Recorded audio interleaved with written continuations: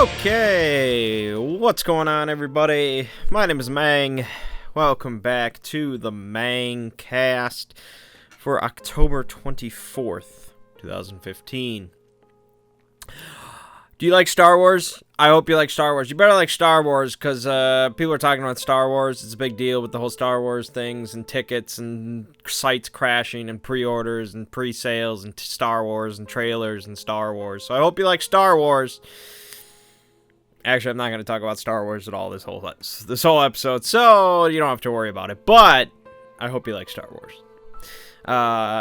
Fun fact, I have yet to see the new trailer for Star Wars because I know I'll see it in theaters like 8 times before the movie comes out. So I'm not too worried. All right, let's begin though. Moving on from Star Wars, talking about YouTube. YouTube announced this week a new service that they are going to be offering that involves money, of course, and it is called YouTube Red, which is somewhat funny because there are jokes being made about RedTube and blah, blah, blah, but no, it's called YouTube Red, and it is going to be a premium subscription service.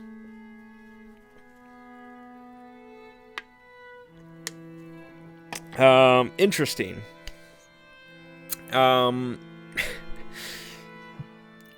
It's planning on launching at some point pretty soon, or it already has, I'm not exactly sure. And it's going to let you watch all videos across all of YouTube, I guess, without ads. This already exists, and it's called Ad Block, but I digress. It will also let you save videos to play offline on your phone. Okay.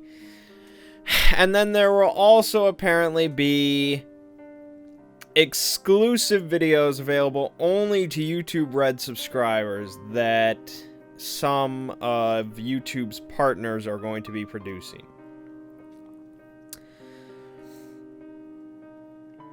Okay. Some YouTubers are not happy about this. They're a bit angry. And from what I have deduced, now this doesn't relate to me at all because I will never subscribe to YouTube Red, nor will I get any benefit from being a content creator. I'm nobody, I'm nothing. So this doesn't relate to me. I'm just trying to understand it. So, I guess how it's going to work for the really high-end YouTube creators, they have to sign a YouTube Red contract. And YouTube says that 99%... Well, the majority of their partners, representing nearly 99% of the content watched on YouTube, have signed up for this contract. Videos of partners who don't update their terms will be made private. Which is interesting. So, if you don't agree to these contracts for YouTube Red, your shit will all be marked private, meaning nobody can watch it. So that's kind of like forcing your hand, I think. So why are people angry about this? Well, content creators on YouTube make their money from ad revenue, okay? So, there are all sorts of algorithms and, calculations for each channel and blah, blah, blah, for how much money they make per 1,000 views and blah, blah, blah. But at the baseline, they make money based on people watching ads. And that's why a lot of content creators don't like ad block, and a bunch of YouTubers will ask you to turn off ad block just for their channel so you can support them and blah, blah, blah. I don't care. I say turn on ad block because fuck that. And so by YouTube charging $9.99 to the users in order to watch all videos without ads, you're basically bypassing the content creator entirely, and they don't get any ad revenue from those users. Now, it's kind of murky, and we don't really have a lot of inside information on how this works.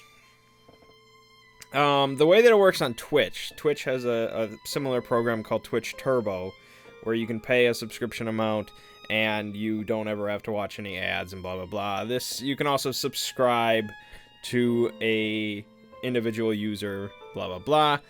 But the way that it works on there, I guess, is that where you would normally have to watch an ad, the streamer gets the ad revenue regardless, even though you didn't have to watch the ad. Like, Twitch pays them what they would normally get. I guess that's how it works, but that doesn't seem like that's how it's working for YouTube Red, but we're not exactly sure. But a lot of people are angry about this. And, I mean, I don't really blame them. I don't blame YouTube, I guess, because YouTube's all about making money, and they don't really give a shit about anybody. They just want more money. But from content creators' perspective, you know, it's kind of their livelihood. Introducing new wrenches in the engine and all that kind of stuff is not really what they're about. But then on the users, the viewers' perspectives, the majority of people do not want to watch advertisements. And, you know, that is most people. Most people do not like watching ads, but some people suffer with it because A, they don't know how to bypass it, because they're dumb, or B, they want to support the content creator. And so if there was a way that, you know, you could just subscribe to a user or something like that, and you could pay an amount, and that would support the content creator without watching advertisements, some people are going to do that. I mean, that is kind of how a lot of Twitch survives. But again, that does not seem to be the way that Red works. And then there's also this thing about locking out content for people that are not Red subscribers, but then there also is this weird thing of locking out content even if you are a Red subscriber. Where it seems like if you subscribe to Red, you'll be unable to access videos that non-subscribers have access to, which is really weird. I doubt that's how it's going to end up working. But, you know, YouTube just seems to be kind of shady by forcing, you know, video creators to sign their contracts, and it's just, you know, it's kind of all a new industry, you know. It's not really, this is just kind of new territory in a lot of ways. This is not, you know, it's not like you're working for like a production company or something like that. It's YouTube, it's the internet, it's but on, you know, on the really high end of the spectrum, yeah, you pretty much are working for YouTube in some way. But yeah, it's weird. We're not really sure where this is gonna go. Who knows how popular YouTube Red is gonna be. People are not gonna be huge fans of spending money on YouTube. I can't really see that kicking off. But again, Twitch, like, there's a lot of subscribers and things like that, but you subscribe to somebody on Twitch, like, you are directly, boom, like, you are subscribing directly to them. I don't know the numbers for how popular Twitch Turbo is, but the ads on Twitch are really annoying, so I don't know. Alright, moving on from that nasty talk. Here's a funny one related to Harmonix and Amazon.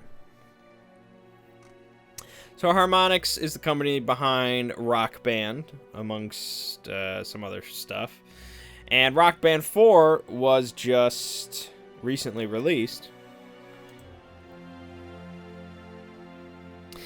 And some Redditors discovered that on the Amazon page for Rock Band 4, it seems that some Harmonix employees were posting very, very positive reviews for Rock Band 4. So they got kind of busted, and Harmonix had to kind of put out a statement saying that they have clarified their internal policy about posting reviews of their own products on retail sites. Basically, yeah, shit, you caught us. I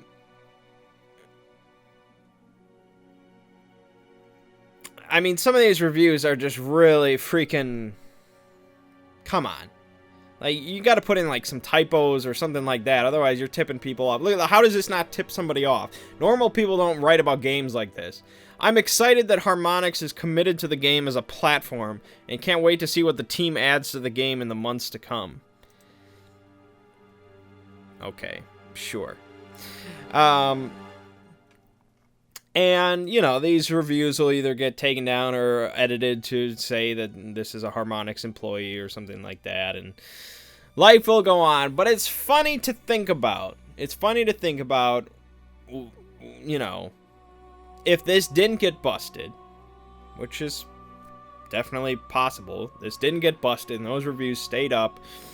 And, you know, normal people were just misled by all these rave reviews and blah, blah, blah. Products were sold and whatever. So it's funny to think about how much we don't know. How much goes on in life that we just don't know about, or we don't know all the facts about. I mean, this is a very minor, mundane example. But going out from there, just in the realm of marketing and advertising, there are some very blatant forms of advertising. That you just like, yes, look at this product is amazing, this service is amazing, give us your money, here you go.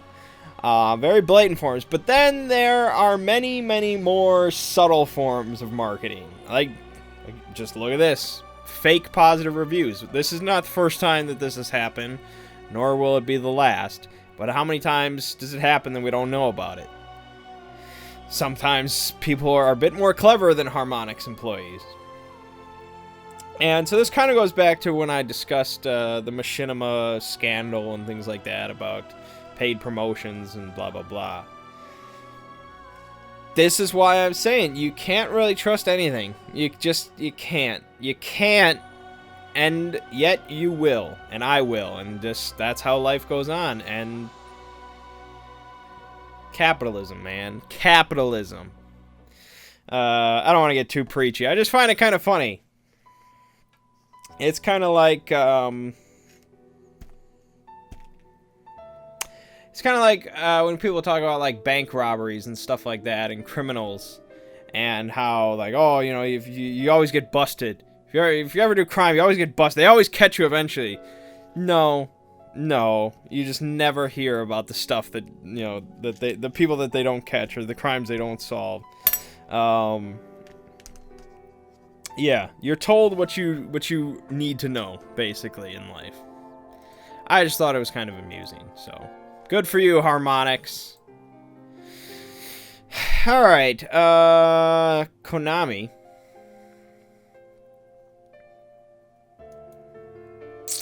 According to the New Yorker, Hideo Kojima is no longer part of the Konami company. Apparently on October 9th, he left the company permanently. Apparently his goodbye was cheerful but also very emotional. Apparently the company president nor CEO was at the party. But some of his colleagues showed up to pay their respects. And he is gone. Then, also, the same day, apparently, Konami put out a statement saying that this is not true. There was no goodbye party or anything like that. He is still an employee, but he's currently on vacation.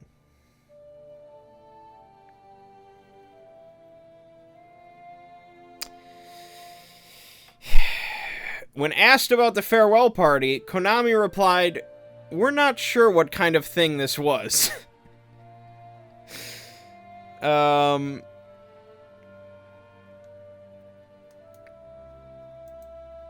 Because the writer from the New Yorker tweeted a picture of Kojima's farewell party, and I mean, it's hard to say if that's actually true. It is a bunch of people standing around looking at Kojima, and they're all toasting, so it could just be, hey, we finished Metal Gear Solid 5, or it could be, hey, Kojima, good luck away from Konami forever.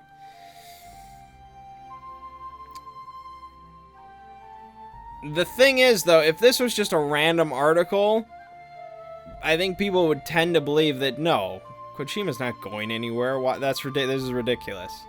What is the New Yorker thinking? However, there has been a lot of shadiness going on at Konami in relation to Hideo Kojima. He's gone, no one can find him, no one can talk to him, he's not responding, he's not tweeting, he's not doing anything. Where is he? Is he working on this? What is happening? Is he gone? Is he here? There's been a lot of weird stuff going on there, and now the only thing Konami is saying is he's on vacation. Is it a permanent vacation? I don't know. Apparently, a source close to Konami has said that Kojima's contract with Konami ends in December. But I don't know, it seems just all kind of strange. I don't know if we'll ever know the real story for what's going on there. Maybe someday Kojima will speak about it.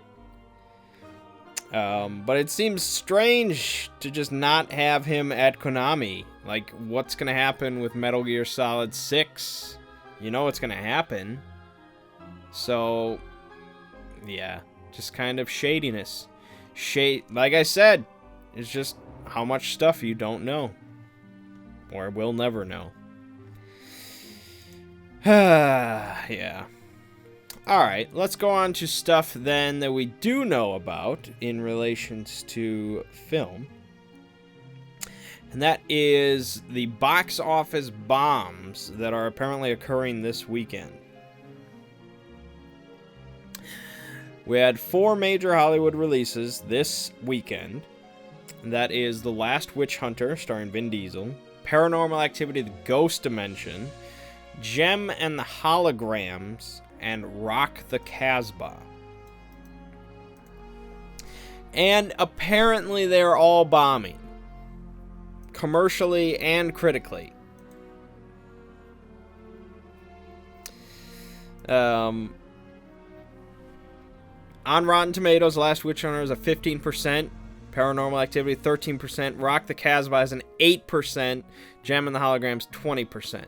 Question is the box office performance related to their critical scores?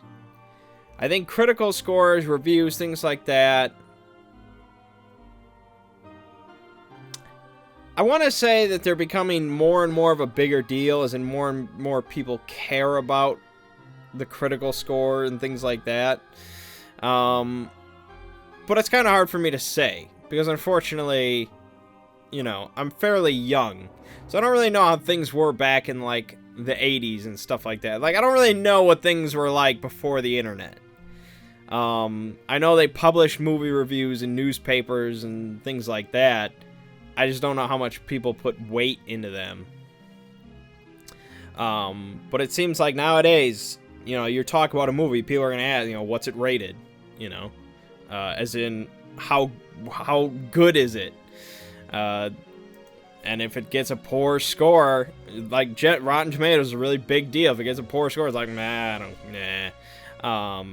Trailers were also a big deal. Last Witch Hunter, I know people were not crazy about the trailers. Paranormal Activity, I think, is suffering just because it's the 6th film in the series. Rock the Casbah, I didn't even know existed. Gem and the Holograms is like a remake of a movie from the 80s or something like that. Or it's a show. I don't even know.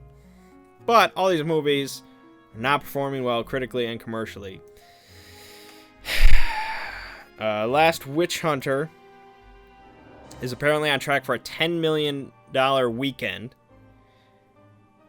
Which is horrible. Against an $80 million budget, so there's no way that movie will ever be profitable. The Paranormal Activity is expected to make $7.8 million,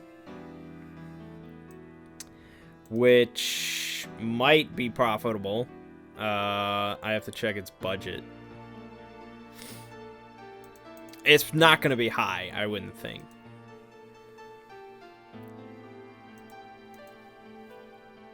Yeah. Well, it's a budget of $10 million. So chances are it will be profitable. Now, remember, Paranormal Activity Ghost Dimensions is suffering because of Paramount's kind of proposed plan with movie theaters and things like that for the earlier VOD release. So Paramount did say that they were probably going to underperform at the box office, but they wanted to recoup it with the VOD sales after the theatrical run. So, I see. That's the kind of thing with like streaming and digital sales and DVD sales and things like that. Is the numbers are never as concrete as theatrical runs. Generally, whenever we talk about sales, it's always about box office. So, the numbers for home media and VOD and things like that are just not really ever available to us. So if you look at a movie like Dread, if you just look at the pure numbers that we have of a budget of $45 million and box office of $41 million, that's just terrible. But it had a really, really successful home media run with Blu-ray and things like that, and it was like the #1 selling Blu-ray and stuff like that for a while. And so there are purported numbers for that, but we'll never know actual sales, and those just aren't counted. And so yeah, it's hard to say. Maybe Paramount will put out a statement saying how the VOD sales go, because this is kind of a big deal for them with their future. Rock the Casbah has a weekend estimate of $1.5 million, which would make it apparently Bill Murray's worst opening of all time, and that is against a budget of $15 million. And then Gem the Holograms is looking for a $1.7 million weekend against a budget of $5 million, which isn't that high, but still, yeah. So, box office bombs across the board. Also in the mix, we have the Steve Jobs biopic, which is not doing incredibly well either, although it's, let me check that. So that's so far made about $5 million domestically against $30 million budget. Yeah, that's no good, because really, biopics, biopics are really kind of hit or miss.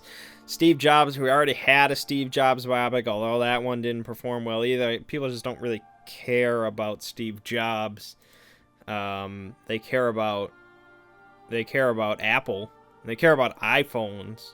But Steve Jobs, Goosebumps also is out. so far has made domestically around 30 million-ish against a budget of 58 million. This movie might see profits, but I kind of doubt it. Although this is only its second weekend, but generally it's like a 60% drop, I think. So it kind of depends on its foreign market. I don't really see Goosebumps being that big in the foreign market, so I don't think we'll ever see a Goosebumps 2. The Martian is still kind of rocking things, but even The Martian is not doing as well as I kind of hoped it would. Domestically so far, The Martian, which is in its fourth weekend now, it has made $154 million domestically. And foreign, it has done $181 million, for a total of about $330 million, against a production budget of $108. So far, I think it has just made profit. So that is pretty good. I mean, in this day and age, yes, that is good, especially with a budget of over $100 million. You can't really complain about that. But that's production budget, and you know they spent quite a bit on marketing. So I would say overall, I doubt it's profitable. And it's 4 weeks into its run, so I mean, with the critical acclaim, it will probably help with Blu-ray sales and things like that. But it could have done better. And then the last other movie was Bridge of Spies, which so far has made about $24 million domestically against a $40 million production budget. So really nothing is performing that great. It's kind of a lull part of the year, somewhat, because next weekend is Halloween, and so you don't really do much on Halloween. You don't really release any movies on Halloween. And then the following weekend is James Bond, which is going to be a fairly big deal.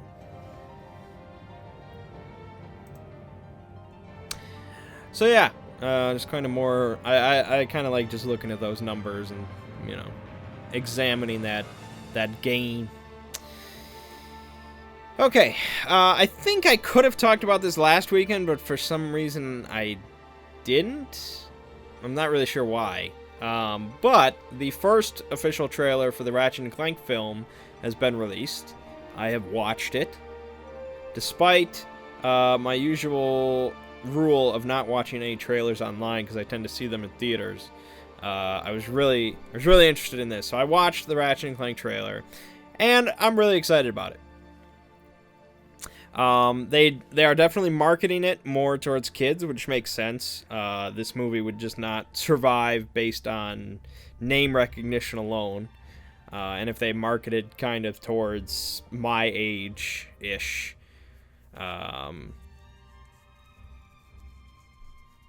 yeah, I mean, it's kind of, it's a series that's very near and dear to my heart. The first game came out in 2002. When I was 12. I don't think I played it when I was 12. I was probably like 14 or 15 when I played it. But I've played, I think, all the way through every series in the main series, game in the main series. So it's a series I care a whole lot about. I'm very excited about the movie. It definitely, it's keeping the same kind of humor, the same kind of feel to the games.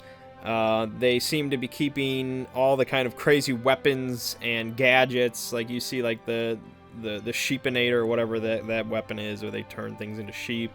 You have Quark in there. You have Chairman Drek, but they also are putting in Dr. Nefarious.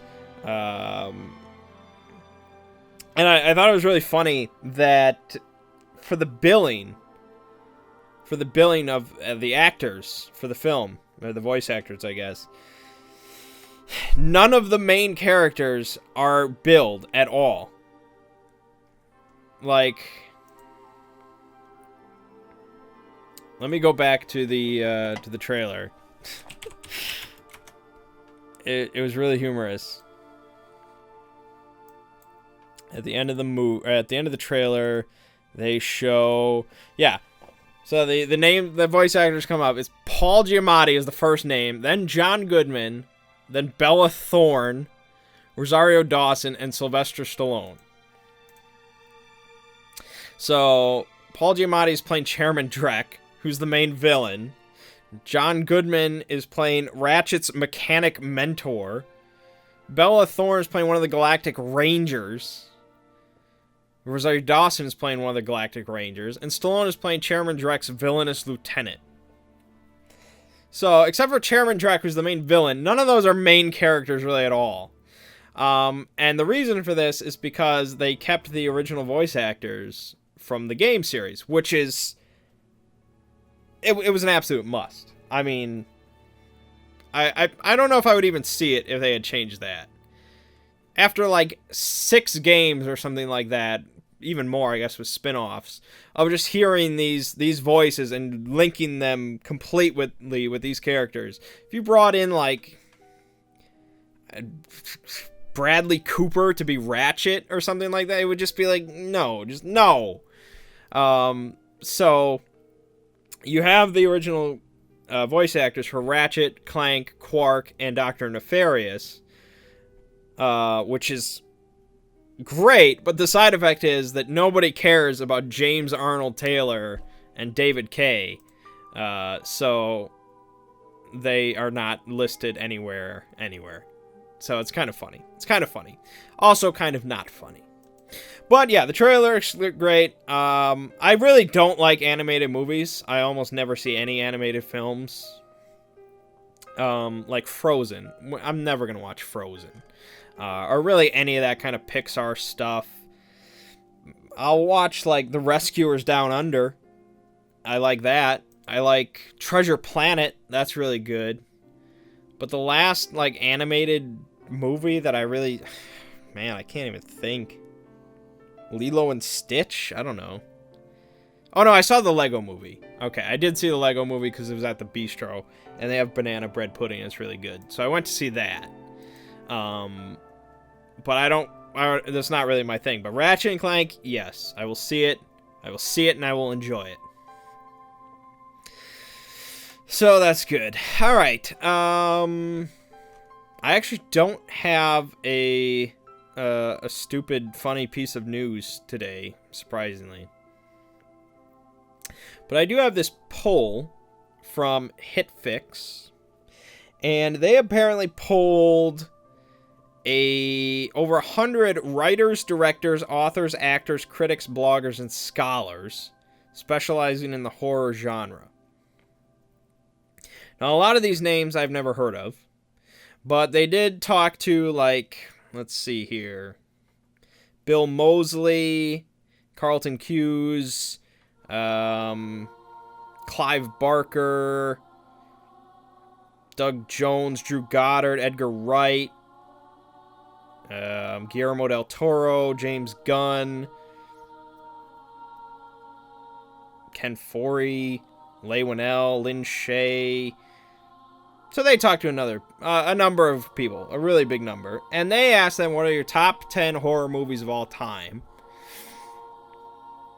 And then they kind of collated each individual list, and they came up with the top 100 horror movies of all time, as kind of just a grand list of all the info. And so I'm going to go down the top 10 horror movies of all time. Although the article that I got this linked from said it was this top 10 scariest movies of all time. But I'll talk about that afterwards. Okay, so number 10 is Jaws from 1975. 9 is Night of the Living Dead, 1968. 8 is Psycho from 1960. 7 is Halloween, 1978. 6 is The Thing from 1982. 5 is Alien, 1979. 4 is Rosemary's Baby, 1968. 3, Texas Chainsaw Massacre, 1974. 2 is The Shining, 1980. And number 1 is, drumroll, The Exorcist, 1973. What do all these movies have in common? Not one of them was released after 1990. In fact, not one of them was released after 1982. So what does that mean? We have not released a top 10 horror movie of all time in the last 30 years. This is kind of interesting to me. It's interesting to me partly because I really don't like older horror movies. And really, if I kept going past the top 10, you're going to see stuff like Nosferatu at number 16 from 1922, The Omen, the original Dawn of the Dead, Frankenstein from 1931, The Haunting from 1963, The Innocents from 1961, The Birds, Freaks, Repulsion, the original Dracula. Let me just stop right there. Because I actually watched the original Dracula. I don't know how many of people listening to this have seen the original Dracula from 1931, but I have. My God, was that boring. I don't know. I don't get it. I'm sure at the time that was some hot shit. All right. And maybe if I had seen this when I was 6 and I hadn't seen any other horror movies, maybe I thought it would be hot shit. But just, I don't know. I'm not of the mindset that horror movies have to just be blam blam action, jumps and scares and things like that. You know, I like certain horror movies that are a bit more brooding and atmospheric and things like that. Those can be good. But Dracula? No. And, you know, I watch every year, Cinemassacre does their Monster Madness, which I highly recommend everybody checks out, where James Rolfe just basically talks about a lot of horror movies. Every day of October, he talks about a different horror movie.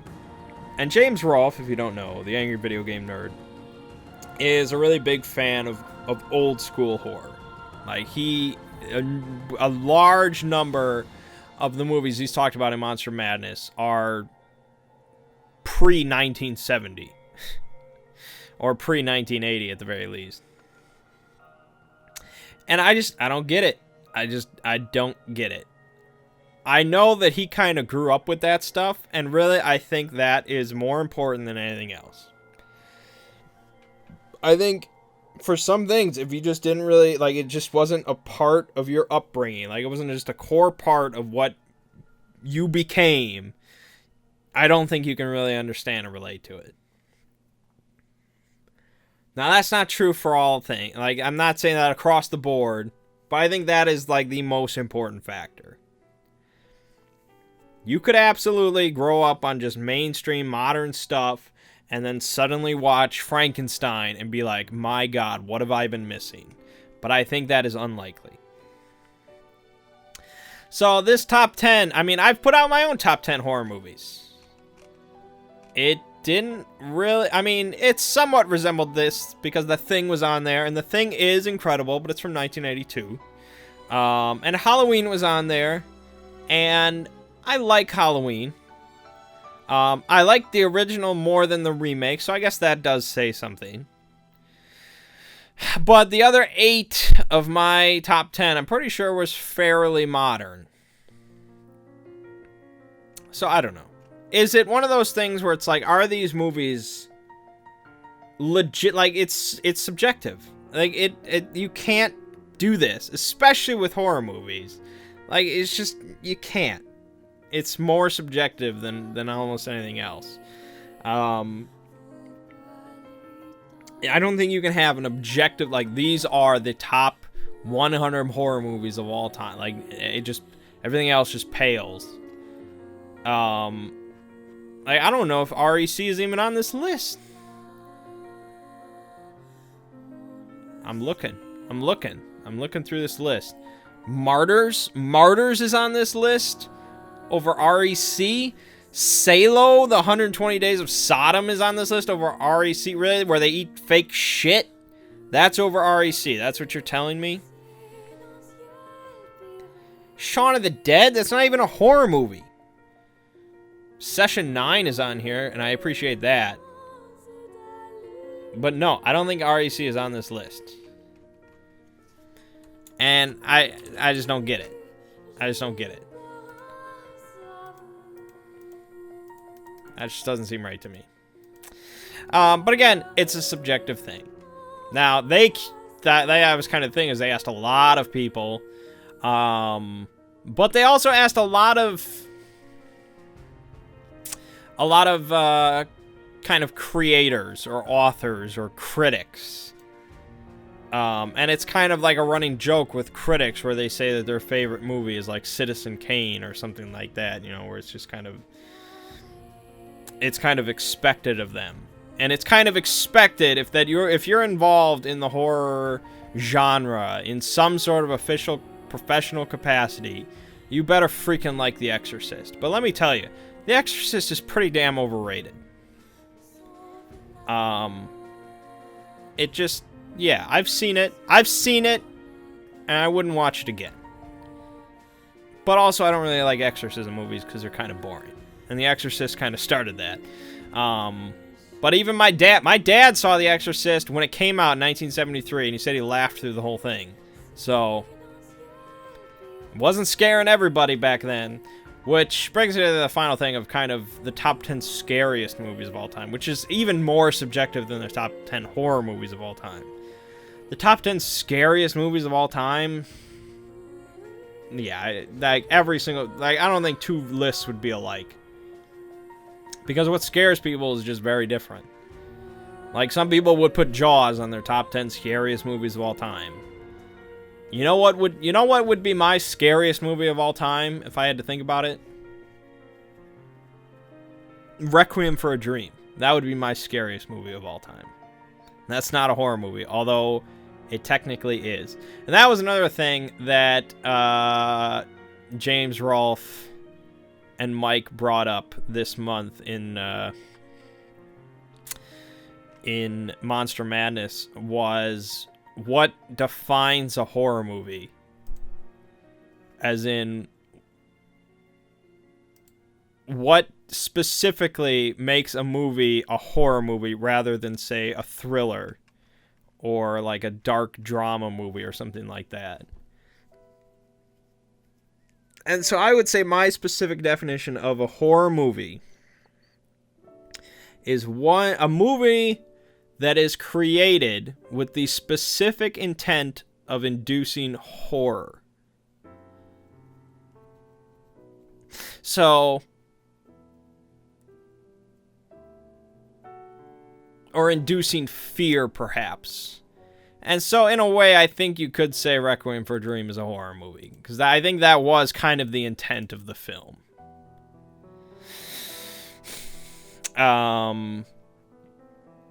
But, yeah, I mean, thrillers and horror movies tend to kind of cross over one another in a lot of ways. But thrillers, I think thriller, the intent is to induce thrill. You know, instead of fear. Which is, they're different. But in a way, they're not. But, I don't know. That's kind of a murky subject. Alright, so, speaking of horror movies, though. My Mangg's movie recommendation of the week is The Babadook. This is a movie that was released last year. Had not a really big release. This is an Australian-Canadian movie, according to Wikipedia. I don't know what makes it Australian-Canadian, because that seems ridiculous. But yes. And it's... yeah, it was kind of premiered at Sundance. And, yeah, it hasn't really made a big splash, but neither did REC, and now everybody likes REC. So the Babadook is about basically a single mother and her son. And the son kind of starts acting a little bit strange. And he starts talking about this imaginary monster called Mr. Babadook. And so the kid is like, he like acts out, and like the mom thinks that he's like has like autism or something like that, and he like doesn't sleep much ever, and he like makes all these weapons to fight the Babadook with, and he like punches other kids, and he's like he's got issues, man. He's got issues. And so the mother just thinks that he's kind of just, you know, not coping well with his father's death, or, you know, other stuff like that. But then, yeah, things start to get a bit more real. I don't want to spoil too much, because of course I want you to watch it. But sounds, I mean, it's kind of somewhat basic sort of horror tropes with, you know, you hearing sounds and doors opening and things like that. But she also finds, there's this storybook. Like the kid actually asks her to read him this storybook, and it's a pop-up book. So it has these images that kind of pop up out of the book. And it's about, you know, Mr. Babadook. And so the basic idea from the book is that the Babadook is kind of this supernatural creature, and once you find out that the Babadook is a thing, then it becomes reality, which is a really cool concept. It's almost Lovecraftian, really. I know I like to throw that word out. And so the storybook kind of changes a little bit throughout the movie, and it gets a bit grim, to say the least. And so for a while, you're kind of it's kind of like Child's Play, where you're kind of wondering, like, is this kid just really fucked up, or is there something more going on? And of course, there's something more going on. There aren't many movies where it just ends up being that somebody is just really fucked up.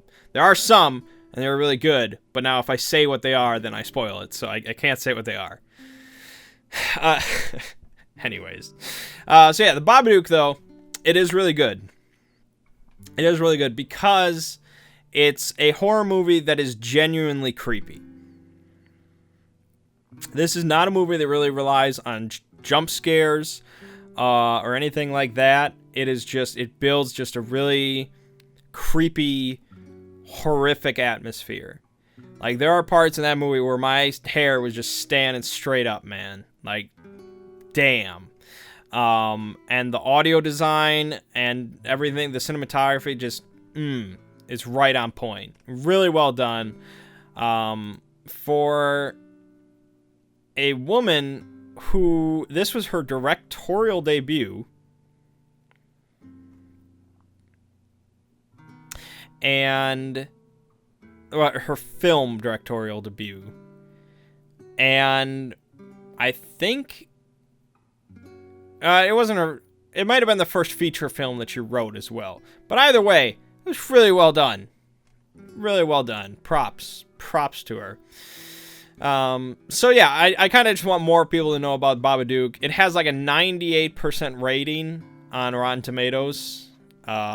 Just grand critical acclaim for a horror movie. Like, it is definitely a horror movie. So yes, check it out. It's not my favorite. It still doesn't beat REC, because REC is just very visceral, and I like that. But yes, it is something I would definitely watch again, and so I recommend it to you. All right, then. Final thing, more horror talk. I know, it's October. It's October. So the final thing then is that this week I went and saw Crimson Peak, which is another box office bomb. Unfortunately, it, let me get the exact number for that, because it is not doing well. It so far has made $18 million domestically, $13 million foreign, for a total of $32 million worldwide against a production budget of $55 million. Yeah, that's not good.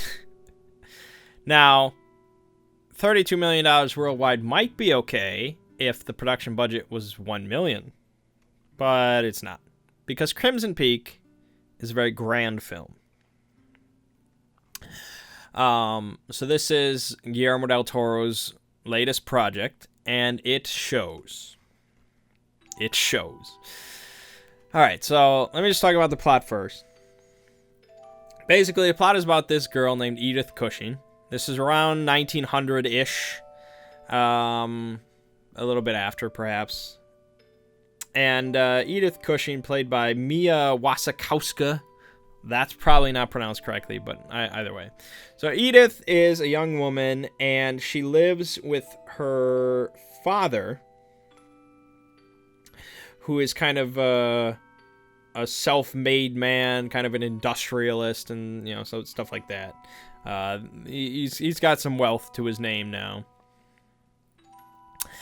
And the mother has died from cholera, I believe. And that's like the first scene is like her funeral, so that's not a spoiler. The next part will probably be a spoiler. But basically, they are visited by a young man named Thomas, who's played by Tom Hiddleston, aka Loki. And Loki is seemingly kind of a noble from England, and he's looking for investment in his new invention, which is a machine designed to kind of harvest clay. And so he brings it to Edith's father, who's, you know, is capable of being an investor. And the father does not really care for the invention or for Loki, because he seems kind of just like, the father is like, you know, I've made my own fortune, you know, my hands have, you know, worked the land and things like that. And Loki seems kind of like he just inherited everything, you know, so he hasn't put in any work.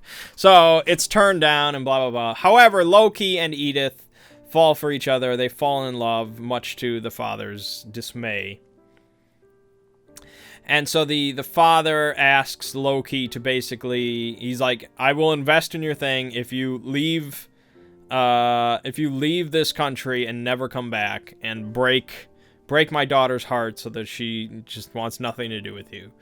And so Loki, of course, agrees, because he wants the money. He wants that bling. And so he breaks Edith's heart. And but then in the morning, he writes her a letter saying, like, I had to make all that up to get the investment, and come with me to England, blah, blah, blah. And we also find out that the father died during the night. Now, we know, like, it's shown that he's murdered. Okay, he's murdered. We don't know who murdered him, but he's murdered, but everybody thinks it's just, like, he slipped and he cracked his face multiple times on a sink. Sure. And so Edith, now with nothing really left to stay here for, she decides to go with Loki to England. And so in England,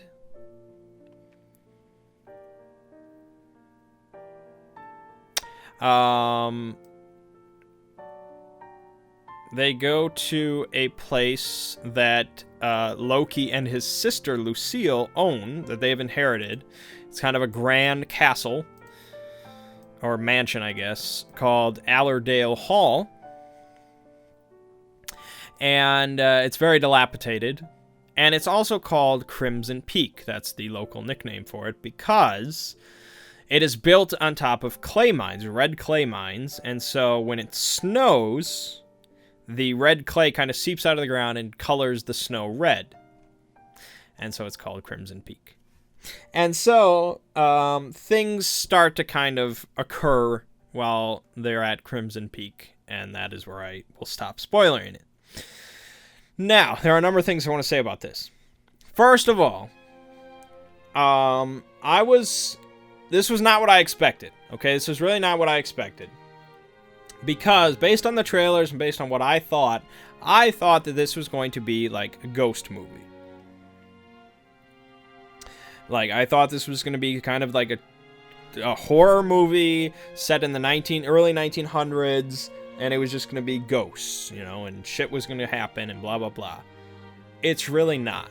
And really, actually, early on in the film, Edith is like writing a novel. And she mentions how, like, there are ghosts in the story, but it's not a ghost story. It's a story that has ghosts in it. And that really sums up Crimson Peak. It's not a ghost movie. It's just a movie that has ghosts in it.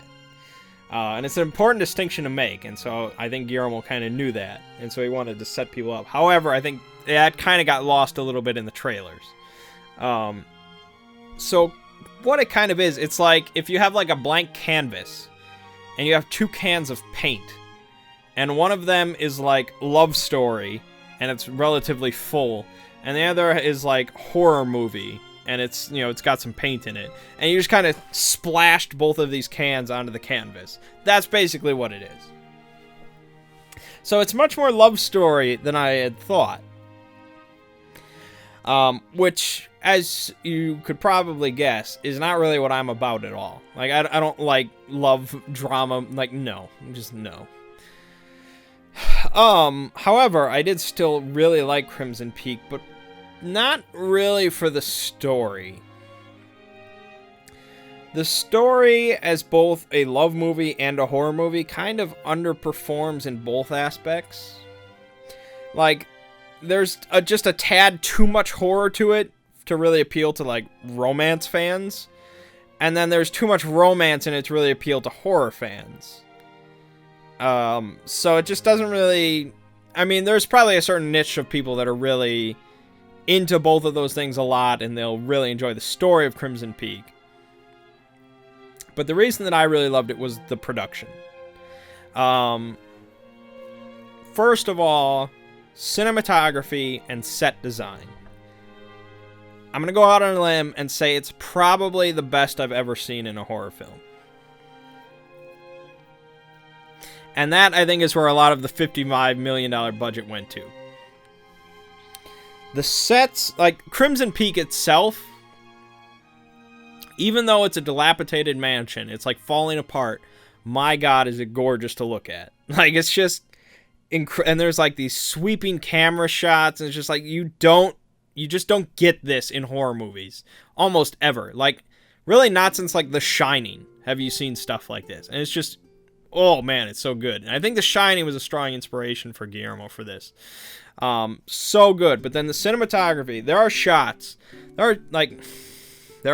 in this movie of just like hallways that you could literally just blow up and frame on your wall because it's so freaking incredible.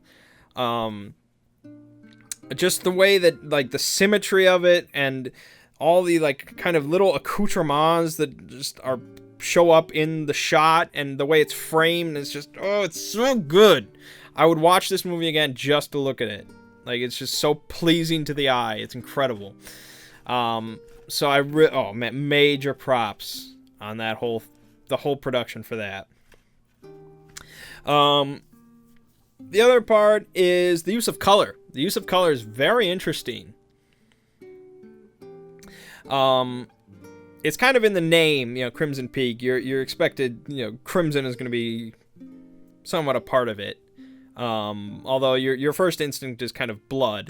And that is used somewhat, the idea of the color red to represent blood in a lot of ways. And that's used. But there's also just a lot of use of colors as far as like contrasts. Like if you look at the poster for Crimson Peak, it's basically Edith like just in red and the mansion in blue behind her, as you kind of get that idea of contrast in your head. And that is used a lot throughout the film, of just like orange against blue or blue against red, and the white against red. Like Edith is kind of a very pale looking girl. And so anytime there's orange or red in the shot and she's just kind of contrasted against it, is really kind of stark. And just all throughout the movie, there's a lot of use of color in really interesting ways. The fact that I even noticed it. So, yeah, just production-wise, really, really well done. It's just a rare example of a horror movie. Like, we do not get many films that look like this. And so, for that reason alone, I might recommend it. Just for that reason alone. If you really don't care about cinematography, set design, and the way that a movie just looks, then, okay, you have kind of a somewhat slow romance horror film that has a couple ghosts in it. Okay, so, no, this movie is not going to make my top 10 lists as far as top 10 horror movies or anything like that.